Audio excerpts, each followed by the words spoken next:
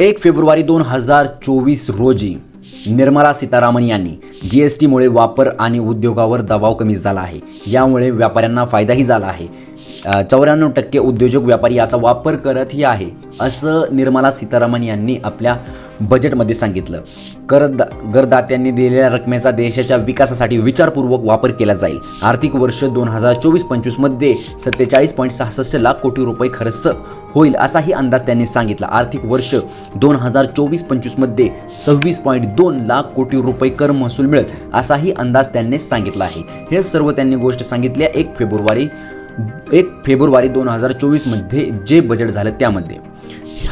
हे बजेट तुम्ही बघितले असेल, तुम्हाला समजले असेल, तुम्हाला माहीत असेल तर बजेट म्हणजे नेमकं काय, तर ह्या गोष्टी तुम्हाला समजल्या असतील. पण तुम्ही बघितलं पण तुम्हाला काही समजलंच नसेल तर तुम्हाला नक्कीच माहीत नसणार की बजेट म्हणजे नेमकं काय. तर ह्या व्हिडिओमध्ये मी तुम्हाला तेच सांगणार आहे की बजेट म्हणजे नेमकं काय असतं. मित्रांनो, चॅनलवरती नवीन असाल तर सबस्क्राईब करा आणि व्हिडिओला लाईक पण करा. चला समजून घेऊया की बजेट म्हणजे नेमकं काय असतं. बजेट म्हणजे देशाच्या वर्षभरासाठी जमा खर्च. म्हणजे थोडक्यात सांगायचं तर पुढच्या आर्थिक वर्षासाठी आपल्याकडे किती पैसा गोळा करण्याचा अंदाज आहे आणि यातले किती पैसे कुठे खर्च करायचा ह्या सर्वांचा प्लॅन सांगणारे डॉक्युमेंट म्हणजे बजेट.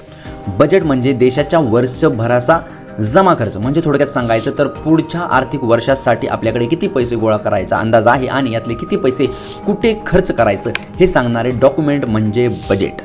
ब्रिटिश काळापासून दरवर्षी 28 फेब्रुवारीला देशाचे बजेट सादर केले जात होते आणि त्याआधी रेल्वे मंत्री रेल्वे बजेट वेगळे सादर करत होते. पण आता गेले काही वर्ष बजेट 1 फेब्रुवारीला सादर केले जाते आणि रेल्वे बजेटही त्यात कंबाईन केले जाते.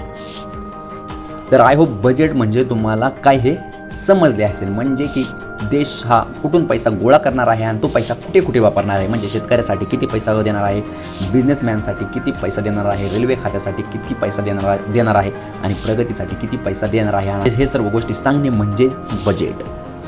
तर हे बजेट नेमकं तयार केलं जातं कसं, आता हा प्रश्न बी समोर येतो की हे बजेट तर मांडतात लेकिन ह्यांसाठी कोणाचा सल्ला घेतला जातो, कोणाचे निर्णय असतात आणि हे सर्व गोष्टी तयार कसे केले जाते की कुठल्या क्षेत्रासाठी किती पैसा द्यायचा, तर हे यावरून नक्की केले जातं. अर्थ खातं, निधी आयोग, वेगवेगळे मंत्रालय हे सगळे मिळून अर्थसंकल्पनेवर काम करतात. अर्थ खात्याला आर्थिक कार्य विभाग म्हणजे डिपार्टमेंट ऑफ इकॉनॉमिक अफेअर्स मधील बजेट डिव्हिजन हा अर्थसंकल्पना तयार करतो. हे एक डिपार्टमेंट आहे, ते अर्थसंकल्पना तयार करते म्हणजे बजेट तयार करते. वेगवेगळे मंत्रालय, राज्य, केंद्रशासित प्रदेश, स्वायत्त संस्था, संरक्षण विभागातील विविध खाती हे सगळे आपल्या मागण्या किंवा खर्चाचा अंदाज बजेट डिव्हिजनला देतात. त्यावेळी शेतकरी, उद्योगपती, विविध समित्या आणि अर्थतज्ञांचा सल्लाही घेतला जातो. या सगळ्या चर्चांनंतर टॅक्सबद्दलचे निर्णय घेतले जातात. या सगळ्या फंड अलोकेशन म्हणजे निधी तरतूद आणि करविषयक गोष्टींवर पंतप्रधानांकडून शिक्कामोर्तब झाल्यानंतर अर्थसंकल्पना नक्की केली जाते.